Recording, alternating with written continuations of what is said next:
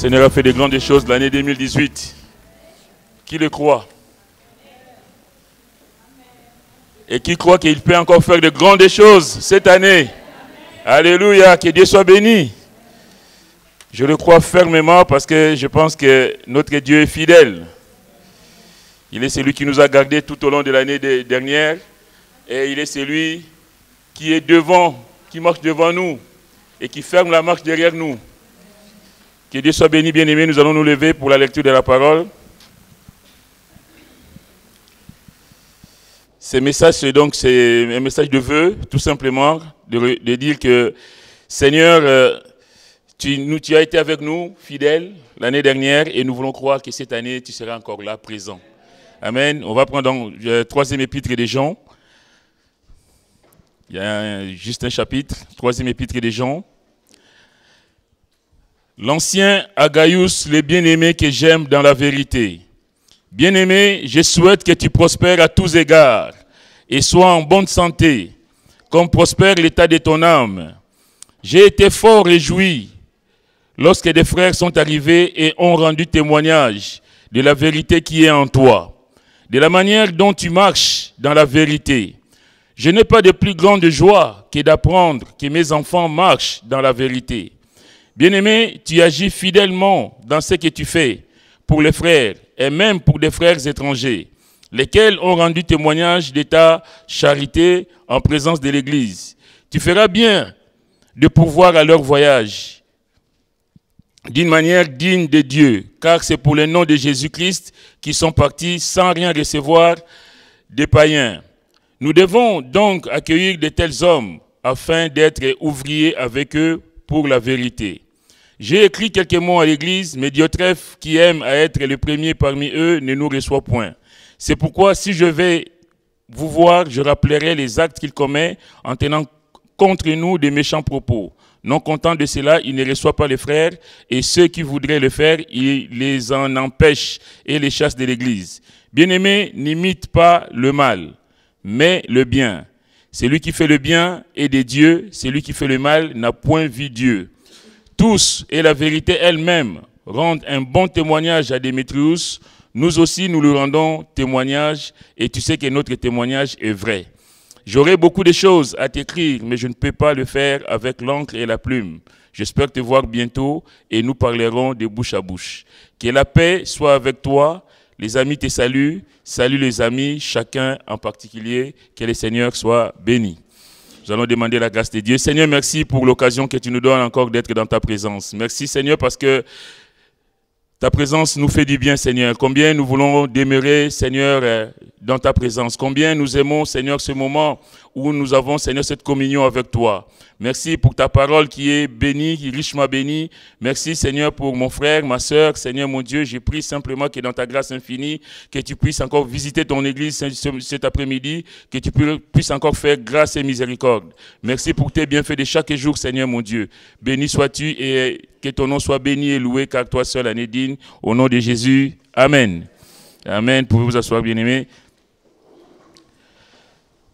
À la lecture de ce chapitre, la première chose qui frappe, c'est l'homme de Dieu, l'apôtre Jean, qui se présente comme étant l'ancien.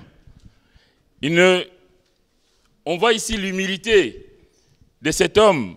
Il ne se présente pas comme étant le grand apôtre. Jean, c'est lui qui était avec le Seigneur, c'est lui qui dormait sur la poitrine du Seigneur. Mais il dit l'ancien, Agaius, le bien-aimé que j'aime dans la vérité. Bien-aimé, l'humilité, c'est quelque chose de très important. La Bible nous dit que l'humilité précède la gloire. Et que nous ne soyons pas de ceux qui se prennent la tête à croire qu'ils sont quelque chose, ou qu'ils valent quelque chose, ou qu'ils méritent quelque chose de la part du Seigneur.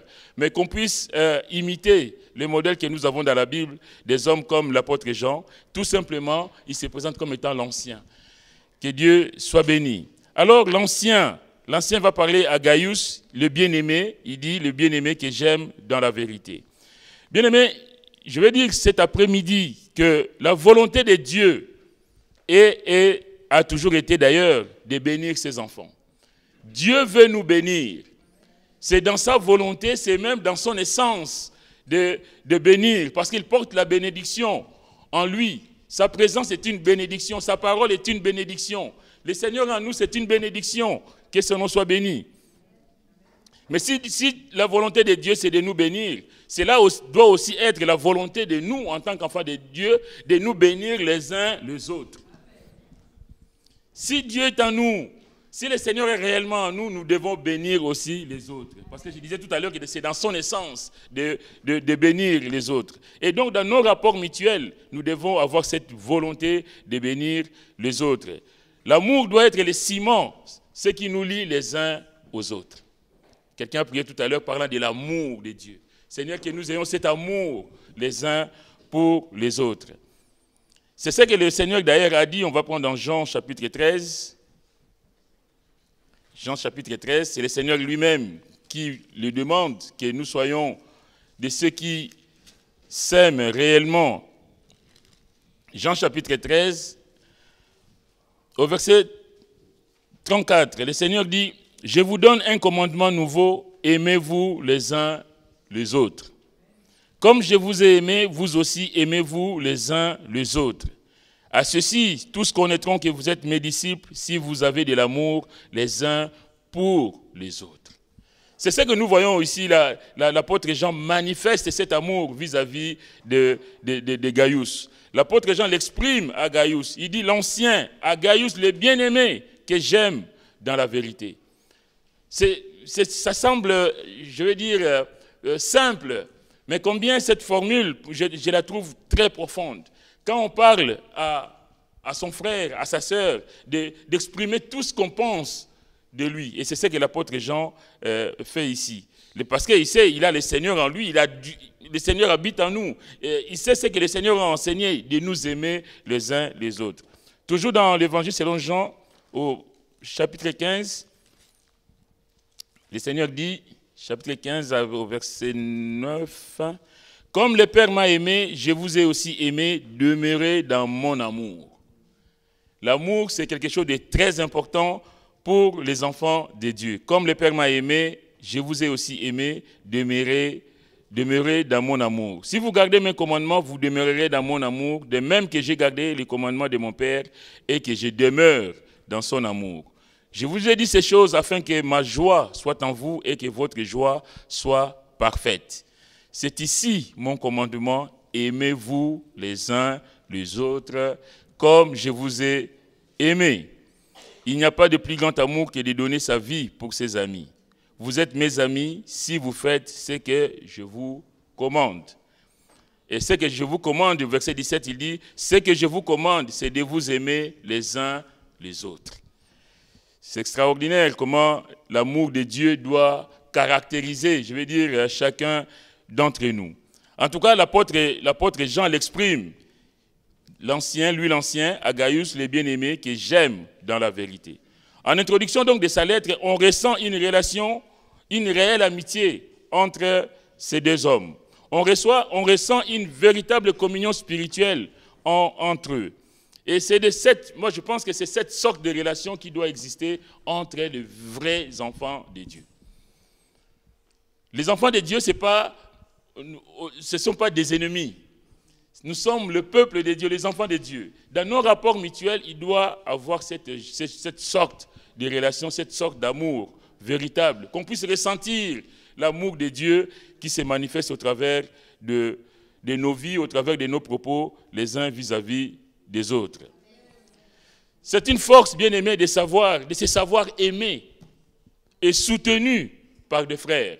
J'imagine Gaius qui reçoit ce courrier. Et il entend l'apôtre Jean qui lui dit « Bien-aimé que j'aime dans la vérité ». Tu ne vois pas la personne, mais tu ressens le cœur. Tu vois le cœur de cette personne au travers de ce qu'il te dit.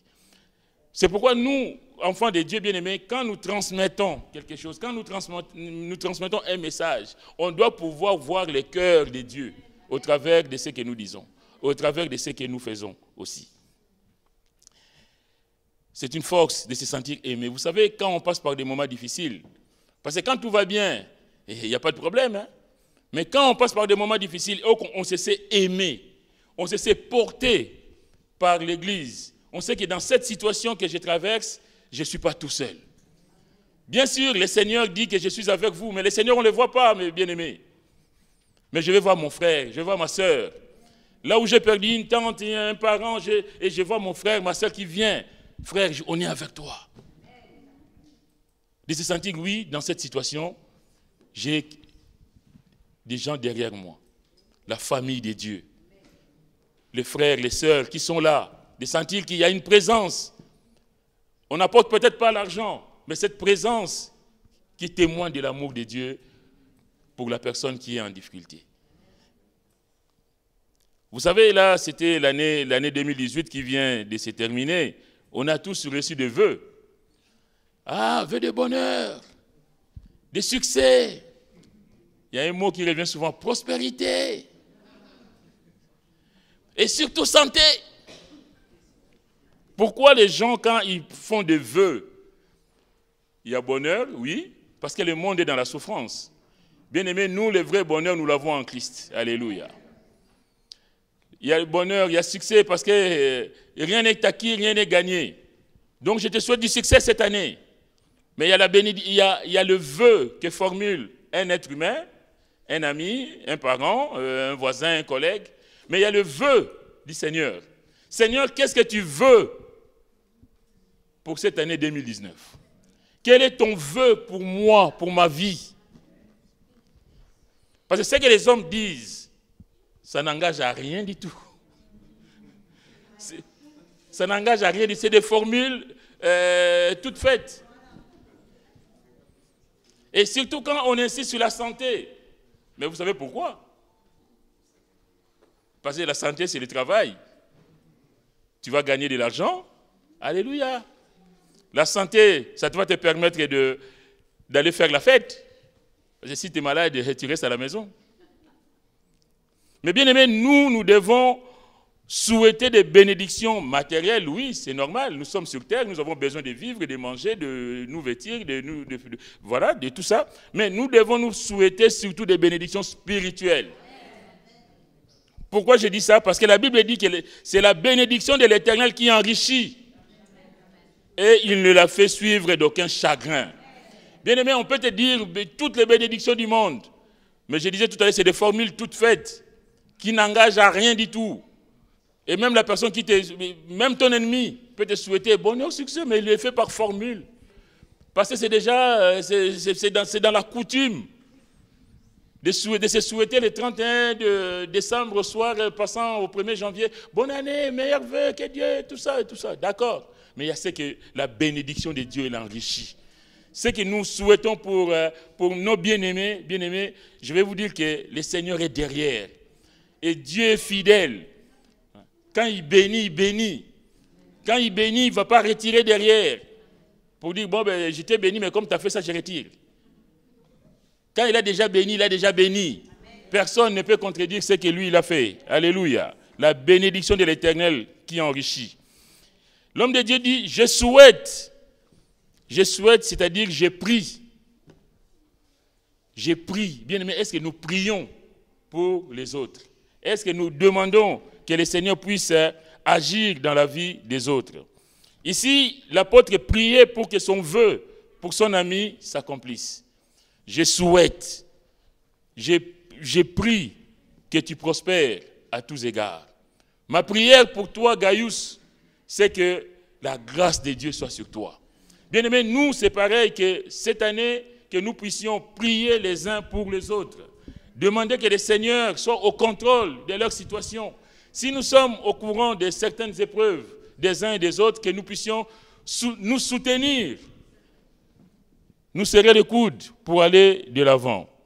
Nous devons prier les uns pour les autres. Je l'ai dit, la Bible nous dit dans Galates chapitre 6, verset 2, « Portez les fardeaux les uns des autres et vous accomplirez ainsi la loi de Christ. » Si je sais que mon frère, ma soeur a un gros fardeau, je ne vais pas dire, ah ben ce fardeau-là, ça fait depuis 2018 que tu les traînes, ben continue, bon courage. Je vais voir dans quelle mesure je peux aider mon frère, ma soeur à les soulager de ces fardeaux. Bien aimé, quelquefois nous passons à côté des bénédictions parce que nous connaissons les problèmes de certains d'entre nous, mais est-ce que nous participons, nous les aidons? Est-ce que nous faisons un quelconque effort pour que, je sais que ce problème est lourd à porter pour mon frère ou pour ma soeur, que je puisse moi aussi l'aider à trouver des solutions dans ces problèmes. Qu'on puisse se proposer. Est-ce que je peux t'aider dans cette situation? Nous devons prier pour nos familles. On a des familles inconverties. Le pasteur y a fait allusion tout à l'heure pour l'apôtre Paul. On va prendre Romains chapitre 10. Romains chapitre 10, c'est l'apôtre Paul. Vous savez, quand on vit dans une famille inconvertie, c'est une souffrance. C'est une souffrance pourquoi? Parce que les visions ne sont pas les mêmes. Je veux dire, même dans un couple, quand la vision de l'un n'est pas dans le même sens que l'autre, c'est une difficulté. Dans une vie, dans un couple, on doit regarder ensemble dans la même direction. Mais si il y en a un qui regarde devant et l'autre qui regarde derrière, bien aimé, il y a un dysfonctionnement et le couple est bancal. Par contre, même dans nos familles biologiques, si toi tu es sauvé, tu es chrétien ou chrétienne, tu veux vivre pleinement ta vie chrétienne, mais s'il y a les autres qui sont dans d'autres croyances, ou même qui vont te pourrir la vie, du fait que toi tu veux vivre ta vie, tu veux t'épanouir dans la vie chrétienne. Et ça, c'est encore une souffrance. Et nous avons besoin de prier pour les nôtres. Vous savez, quand dans ta famille, quelqu'un qui était rebelle, qui n'écoutait même pas la parole de Dieu, et tu apprends que cette personne s'est ouverte au Seigneur, oh, quelle joie! Moi, je me souviens, j'ai un de mes neveux qui était le premier à se convertir. C'est terrible. Il habitait à Dreux et on organisait des réunions de famille. Alors lui, il pose sa condition, c'était à lui de nous recevoir la prochaine fois, donc le mois prochain ou dans 2 mois, je ne sais pas, à la fréquence qu'il y avait des réunions. Alors il dit, vous savez, moi je suis chrétien, moi quand vous viendrez chez moi, il n'y aura pas de danse, il n'y aura pas d'alcool, il y aura du jus. Quoi? Ah non, jamais! Moi j'étais le premier. Ah non, non, non, alors on ira boire dans la rue. Comme chez toi, c'est comme ça, on ne peut pas danser, on ne peut pas... Ah non, non, non, non, non. Alors, il y a un parc pas loin de chez toi, non? On ira au parc. Il était malheureux. C'était son oncle. C'est moi, là, qui vous parle. Et quand il a appris que je me suis donné au Seigneur, quelle joie. Quelle joie, bien-aimé. Mais mon neveu n'a pas cessé de prier. Il pliait ses genoux pour que cet oncle-là, rebelle-là, un jour, que le Seigneur puisse les toucher. Et c'est extraordinaire comment Dieu fait les choses. Dieu est bon. Je vais en Hollande, je vais voir ma nièce. Son mari était chrétien, bien engagé dans le Seigneur. Et même aujourd'hui, ils sont à Londres et toujours engagés dans le Seigneur. Et ma nièce qui impose comme condition, son mari dit, mais ton oncle il est encore dans le monde, il a encore sa vie là, bizarre. Il va passer les vacances avec nous. Ma nièce, il dit, vous savez, les femmes, quand il dit, non, non, non, non, non, ah, c'est mon oncle, hein. Et j'imagine la souffrance de son mari, de savoir qu'il y a un païen qui va venir à la maison pendant 2 semaines, qui va vivre sa vie païenne ici, dans cette maison. Et il n'a rien dit. Mais cet homme continue de prier pour que cet oncle-là qui vient gâcher sa vie de famille pendant 15 jours, que le Seigneur puisse les toucher. Et aujourd'hui, quand ils parlent de moi, ils disent, tonton, tu ne sais pas comment on priait pour toi.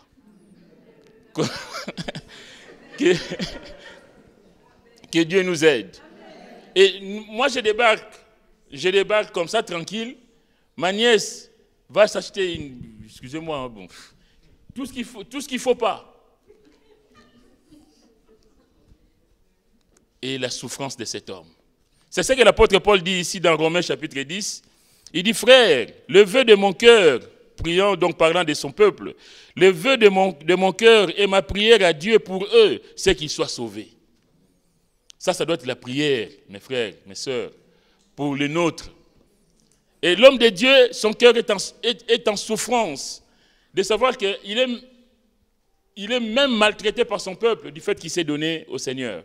Mais il dit, frère, le vœu de mon cœur et ma prière à Dieu pour eux, j'ai prié pour eux, qu'ils soient sauvés. Je leur rends le témoignage qu'ils ont du zèle pour Dieu, mais sans intelligence, ne connaissant pas la justice de Dieu et cherchant à établir leur propre justice. Ils ne se sont pas soumis à la justice de Dieu, car Christ est la fin de la loi pour la justification de tous ceux qui croient. L'apôtre Paul priait pour le peuple juif, pour qu'il soit sauvé. Combien nous avons besoin de penser aux nôtres, à nos familles biologiques, à nos pays, à nos, je ne sais, mais en tout cas à tous ceux qui nous entourent, pour que le Seigneur puisse aussi les toucher. Bien-aimés, nous devons prier aussi pour le pays où nous sommes, prier pour la France, prier pour, nous sommes d'origine diverses et variées, prions pour nos pays d'origine. Vous savez, il se passe toujours des choses extraordinaires dans le monde entier. C'est l'apôtre Paul qui va dire dans 1 Timothée chapitre 2, on va les prendre rapidement.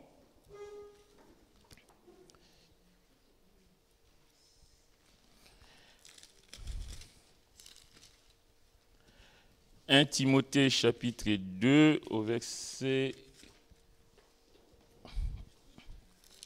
1er, il dit « J'exhorte donc avant toute chose à faire des prières, des supplications, des requêtes, des actions de grâce pour tous les hommes, pour les rois et pour tous ceux qui sont élevés en dignité, afin que nous menions une vie paisible et tranquille, en toute piété et honnêteté. Cela est bon et agréable devant Dieu, notre Sauveur, qui veut que tous les hommes soient sauvés et parviennent à la connaissance de la vérité. » Nous avons besoin de prier pour le pays, pour les autorités. Que cette année, peut-être Dieu nous aide à adresser des prières pour ces pays de France, pour différents problèmes qu'on peut rencontrer dans ces pays. Mais en tout cas, la Bible nous exhorte. L'homme de Dieu dit, je vous exhorte donc, avant toute chose, à faire des prières, des supplications, des requêtes, des actions de grâce pour tous les hommes, pour les rois, pour tous ceux qui sont élevés en dignité, pour les présidents de la République, pour les ministres, pour le maire de Paris, la maire de Paris. Prions, bien-aimés, pour que le Seigneur puisse les toucher. Vous savez, personne ne peut être écarté de la grâce de Dieu. Dernièrement, dans mon service, j'ai eu un ministre, un ancien ministre français. Et là, quand on me dit, je vois même la cadre qui vient nettoyer les chambres et tout ça, je dis, mais qu'est-ce qui se passe là? Qu'est-ce qui se passe dans cet hôpital? Ah, il y a quelqu'un d'important qui va arriver ici. Quelqu'un d'important? Bon, moi, j'ai fait mon travail et tout. Je vois tout le monde s'activer. C'est un ministre, un ancien ministre, que vous connaissez. Bon, je ne dirai pas le nom, évidemment. Et cet homme est malade. Et là, on voit, en fait, je vais dire que tu touches du doigt la fragilité de l'être humain. Quand je dis que la bénédiction de Dieu, c'est celle qui enrichit. Bien-aimé, tu peux être riche, tu peux être élevé en dignité aujourd'hui, et demain, tu vas te retrouver là. Le Seigneur va te rappeler qui tu es poussière, tu retourneras à la poussière. Et quand on fait sa toilette, j'ai l'impression de rêver que cet homme que je voyais à la télé, virulent dans les débats, et là, il est tout petit devant moi. Merci, merci, oh Seigneur. Nous qui sommes chrétiens, j'ai dit, mais Seigneur, mais c'est quel enseignement? Quel enseignement? Et quand on va les retourner pour lui mettre la protection qu'on met au bébé là, tu dis, bon, comme quoi, qu'on soit riche ou misérable, puissant, je ne sais pas comment on dit, un jour, la justice nous atteindra tous, mais c'est ça. Mais ça, tu le touches. Il ne sert à rien, bien aimé, de bomber le torse, de se prendre pour quelque chose. Parce que la fin, elle est la même pour tous. Et combien nous avons tous besoin de la grâce de Dieu. Quand on voit cet homme dans ces petits souliers-là, te remercier comme... moi, monsieur le ministre, je dis merci, monsieur le ministre. Ah non, non, c'est moi qui vous remercie. Il est tout petit. Que Dieu nous aide, bien-aimés. L'orgueil, ça ne mène à rien du tout. Mais de savoir que l'humilité, dont on parlait tout à l'heure, c'est quelque chose de très important. Dieu veut que nous prions pour ces gens-là, pour qu'eux aussi ils soient sauvés. Alors, il dit, je souhaite que tu prospères à tous égards. Donc, l'objet de la prière de Jean, c'est que Gaius prospère. On dénonce l'évangile de la prospérité, le mauvais évangile, évidemment. Quand on prêche que donner 1000 € pour recevoir 100 000 € derrière, évidemment, c'est archi faux, c'est du vol. Mais Dieu veut que nous prospérions à tous égards. Dieu veut que nous soyons bénis à tous égards. Je souhaite que tu prospères à tous égards. Quand il est dit que tu prospères, littéralement, c'est que tu aies la route bonne, que tu aies la route dégagée. Bien-aimés, nous entamons l'année 2019. La prière, en tout cas ma prière que je formule pour chacun de vous, chacun de nous, que notre route soit dégagée. Que nous avancions sur cette route éclairée par la toute-puissance du Seigneur, que tout ce qui est obstacle soit dégagé au nom de Jésus. L'autre traduction, c'est que tu prospères veut dire faire bon voyage, être guidé sur un chemin sans encombre. Bien aimé, que 2019 soit pour nous une année où nous sommes guidés par Jésus qui est le chemin, la vérité et la vie. Que c'est lui qui soit celui qui dirige chaque détail de notre vie. La volonté du Seigneur, bien-aimé, est que nous soyons en bonne santé et nos vies accompagnées de ces bénédictions physiques et spirituelles. Dieu veut que nous soyons en bonne santé, Dieu veut nous bénir spirituellement dans notre travail, dans nos projets. Que dans nos projets, que le Seigneur puisse dégager, enlever tout ce qui peut encombrer nos projets, tout ce qui peut être ténèbres sur notre chemin, que le Seigneur soit au contrôle de chaque détail de notre vie. Même dans nos familles, je disais tout à l'heure que dans une famille où le papa regarde à gauche, la maman à droite, les enfants derrière, c'est le désordre et c'est une souffrance pour les uns et pour les autres. Combien nous avons besoin de dire, Seigneur, aide-nous. Seigneur, je veux que mon chemin soit dégagé, que dans ma famille, Seigneur, que toute ténèbre soit dissipée au nom de Jésus. Je veux que tu prospères, que ta route soit dégagée, que ta route soit bonne. Cela ne veut pas dire, bien-aimés, que nous ne rencontrerons pas de difficultés. Dieu peut permettre que nous rencontrions des difficultés pour nous enseigner. Vous savez, Dieu parle tantôt d'une façon, tantôt d'une autre. On peut rencontrer des difficultés, on peut rencontrer des problèmes, on peut avoir des soucis, mais que nos soucis soient plutôt dans la volonté de Dieu, plutôt que celle de l'ennemi. Que l'ennemi ne puisse rien contre nous, mais que ce soit Dieu qui soit au contrôle de notre vie. Vous savez, même quand il se passe des choses, la vie chrétienne, ce n'est pas une vie facile à 100%. Même quand nous parlons des chemins dégagés, ce ne sera pas tout le temps rose. Hein. Il y aura des moments de difficulté. Mais dans ces moments de difficulté, qu'on laisse Dieu agir. Que ce soit lui qui soit au contrôle de chaque détail de notre vie.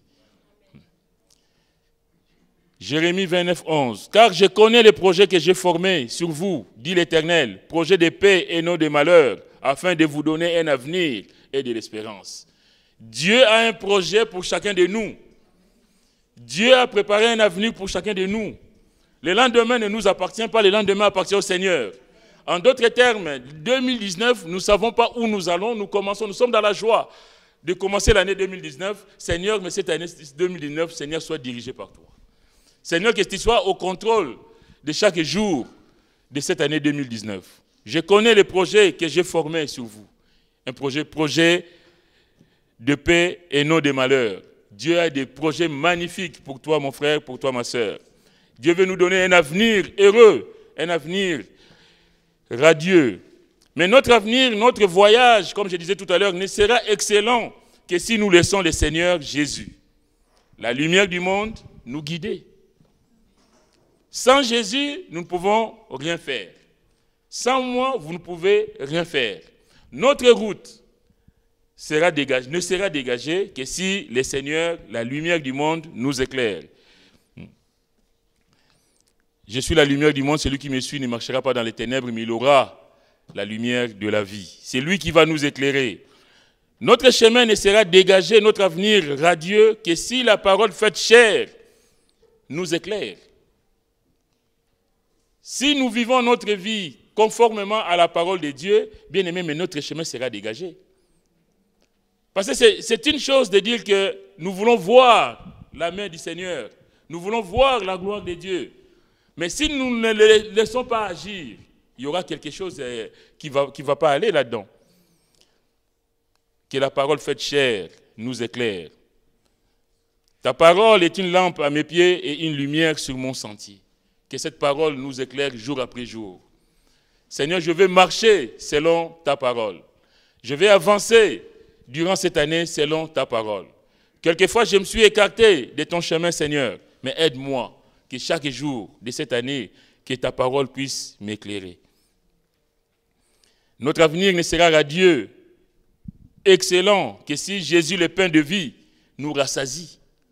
Si nous nous rassasions de lui, je suis le pain de vie, c'est lui. Que chaque jour nous ayons faim et soif de lui.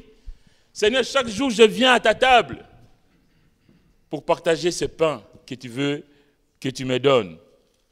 Notre avenir ne sera radieux, magnifique, que si Jésus est le conseiller qui nous assiste dans nos problèmes, dans nos difficultés. Seigneur, je ne vais pas chercher les conseillers du monde, mais Seigneur, je me mets à tes pieds. Qu'est-ce que tu penses de ce projet? Qu'est-ce que tu penses, Seigneur, de cette affaire? Quelle route je dois prendre dans cette situation? Que le Seigneur puisse nous aider. Donc, je souhaite que tu prospères. Il y a aussi l'idée de croissance spirituelle. L'idée de croître spirituellement. Que nous prospérions à tous égards. Oui, il y a la bénédiction matérielle, mais il y a aussi la bénédiction spirituelle. Seigneur, je veux cette année que ce soit une année où je vais progresser avec toi. Où je vais franchir encore un palier avec toi. L'enfant de Dieu ne peut pas se suffire de dire que voilà, moi je crois que j'ai atteint le sommet. Avec Dieu, on n'atteint jamais le sommet. On a toujours besoin de franchir des paliers, d'aller de l'avant et d'aller de plus en plus loin avec lui. Il y a l'idée de croissance spirituelle, il y a l'idée de croître dans l'amour. Peut-être que je ne manifeste pas toujours cet amour, Seigneur, que tu as mis dans mon cœur. Donne-moi de manifester encore beaucoup d'amour pour mon frère, pour ma soeur. Donne-moi de manifester encore de l'amour, même pour les gens qui sont moins aimables. Il y a aussi l'idée de la croissance dans la parole de Dieu, de prendre le temps dans la parole de Dieu. Croissance dans l'unité, croissance dans la foi, croissance dans la connaissance de Dieu. Seigneur, je pense te connaître, mais j'ai l'impression que je ne te connais pas assez. Je vais cette année encore faire des efforts, Seigneur. Aide-moi à te connaître encore davantage. Révèle-toi encore davantage, Seigneur, dans ma vie, afin que mes progrès soient de plus en plus fulgurants, je vais dire. Je souhaite que tu prospères à tous égards. À tous égards, comme je l'ai dit, donc dans tous les domaines. Il y a la pensée donc de la prospérité matérielle, spirituelle, du succès. Comme Josué, on va prendre dans Josué chapitre 1er. Dieu veut nous bénir, bien-aimés. Dieu veut nous bénir, mais dans la limite de sa volonté. Pas dans le forcing, pas où on est en train de provoquer des choses inutiles ou de tomber dans des fausses doctrines. Josué chapitre 1er, après la mort de Moïse, serviteur de l'Éternel, l'Éternel dit à Josué, fils de Nun, serviteur de Moïse, « Moïse, mon serviteur, est mort. Maintenant, lève-toi, passe ce Jourdain, toi et tous ces peuples pour entrer dans le pays que je donne aux enfants d'Israël. Maintenant, lève-toi. » Il y a une page qui se tourne. On a fini la Torah là. Il y a une époque, une nouvelle ère qui s'ouvre pour le peuple de Dieu. Mais cette ère, Dieu... C'est Josué qui va conduire le peuple, mais il a besoin de s'élever. Combien d'entre nous, bien-aimés, nous avons aussi besoin de nous lever pour la gloire de Dieu? Il y a peut-être un obstacle devant toi, il y a peut-être un Jourdain qui t'empêche de faire encore de grandes choses pour l'œuvre de Dieu, pour la maison de Dieu, pour ta famille et même, que sais-je, pour ton travail. Mais le Dieu dira à Josué, maintenant lève-toi, passe ces Jourdains. Il y a un fleuve devant toi, un obstacle naturel que tu ne peux pas franchir sans moi. Mais combien je veux que tu franchisses cet obstacle pour aller de l'autre côté. Pour entrer dans le pays que je donne aux enfants d'Israël, tout lieu que foulera la plante de votre pied, je vous le donne, comme je l'ai dit à Moïse. Et puis là, il va donner les territoires. Verset 5, il dit, nul ne tiendra devant toi tant que tu vivras. Bien-aimé, quand tu as la main de Dieu, quand tu as la bénédiction de Dieu, quand Dieu te conduit sur un terrain, quand Dieu est avec toi, le Seigneur dit à Josué que nul ne tiendra devant toi. Alléluia. Que cette année soit une année de conquête, que tu puisses dire, oui Seigneur, peut-être que l'année dernière j'hésitais un peu, mais Seigneur, au travers de ce message, Seigneur, tu me dis que nul ne tiendra devant moi parce que ta main est sur moi. Alléluia. C'est Dieu qui dit à Josué, lève-toi, traverse ces Jourdains. Quand on est dans la volonté de Dieu, bien-aimé, quand on se sait conduit par le Seigneur, bien-aimé, on n'a pas à trembler. Mais on va dire, Seigneur, tu es avec moi. Et parce que tu es avec moi, je n'ai rien à craindre. Nul ne tiendra devant toi tant que tu vivras. Je serai avec toi comme j'ai été avec Moïse. Alléluia. Je serai avec toi. Dieu s'engage. Dieu s'engage. Je serai avec toi comme j'ai été avec Moïse. Je ne te délaisserai point, je ne t'abandonnerai point. Merci Seigneur. Quelle force, bien-aimé. Quand nous avons de telles promesses, même si nous connaissons l'histoire, même s'il y a eu des défaites derrière, mais dans la défaite, Josué va se mettre à genoux. Seigneur, qu'est-ce qui s'est passé? Il y a sûrement quelque chose. Il y a sûrement une rupture qui s'est produite dans notre relation, dans notre intimité. Seigneur, révèle-moi. Et là, on connaît l'histoire d'Akan, Aïe et tout ça. On va dire, et puis quand on revient auprès du maître, bien-aimé, on règle le problème et on s'élève et on continue la route. Dieu est fidèle. Je serai avec toi comme j'ai été avec Moïse, je ne te délaisserai point, je ne t'abandonnerai point. Fortifie-toi et prends courage, car c'est toi qui mettras ces peuples en possession du pays que j'ai juré à leur père de leur donner. Fortifie-toi seulement et aie bon courage, en agissant fidèlement selon toute la loi que Moïse, mon serviteur, t'a prescrite. Ne t'en détourne ni à droite ni à gauche, afin de réussir dans tout, et j'ai souligné dans ma Bible, dans tout ce que tu entreprendras. Quand Dieu est dans l'affaire, tout ce que tu entreprendras, du moment où Dieu est dans l'affaire bien-aimée, le succès sera au bout. Alléluia. Que ce livre de la loi ne s'éloigne point de ta bouche, médite-le jour et nuit, pour agir fidèlement selon tout ce qui est écrit. Car c'est alors que tu auras du succès dans tes entreprises, c'est alors que tu réussiras. Je reviens à ce que je disais tout à l'heure, que le monde va dire bonheur, succès, mais le vrai succès, il est là. Le vrai succès, il est là. Médite-le jour et nuit dans la parole de Dieu. Je ne m'engage pas tout seul, mais je suis armé de ta parole, Seigneur. Je suis équipé. Le frère priait tout à l'heure que Seigneur, donne-nous l'équipement pour aller de l'avant. Donne-nous d'être équipés. Seigneur, je vais être équipé de ta parole, de ton épée, Seigneur. Et parce que j'ai l'épée du Seigneur, à l'ennemi n'a qu'à bien se tenir. Que Dieu nous aide. Ne t'ai-je pas donné cet ordre? Fortifie-toi et prends courage. Ne t'effraie point et ne t'épouvante point, car l'Éternel, ton Dieu, est avec toi dans tout ce que tu entreprendras. Je vais dire cet après-midi, mais ayant de telles promesses, bien-aimés, nous ne pouvons que nous rassurer. Dire Seigneur, merci. Parce que cette année, je ne vais pas m'engager tout seul. Je sais que Seigneur, tu es avec moi, tu marches avec moi. Et il va lui dire, on va retourner donc à notre épître, puis ce sera la fin.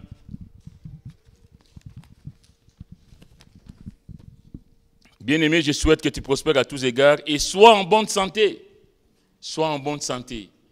Normal. Le Seigneur veut que nous soyons en bonne santé. C'est lui qui nous guérit de nos maladies. C'est lui qui le dit. Ici, dans sa entourage, j'en prie dans ce sens. Je souhaite que tu prospères à tous égards et sois en bonne santé comme prospère l'état de ton âme. Comme prospère l'état de ton âme. Que tu sois en bonne santé. Vous savez, le même mot pareil, prospérer. Que tu sois en bonne santé, c'est toujours prospérer. En fait, l'apôtre Jean reprend le même mot, mais pas par manque de vocabulaire, mais pour marquer l'intensité de sa prière. que je souhaite que tu prospères à tous égards, mais je souhaite au-delà que tu sois encore en meilleure santé. Et quand il est question ici de santé, ce n'est pas simplement la santé physique, mais il y a aussi la santé spirituelle. Bien-aimé, tu peux être bon portant physiquement, mais si spirituellement ça ne va pas, il y a un désordre. Hein. Il y a un désordre qui s'installe.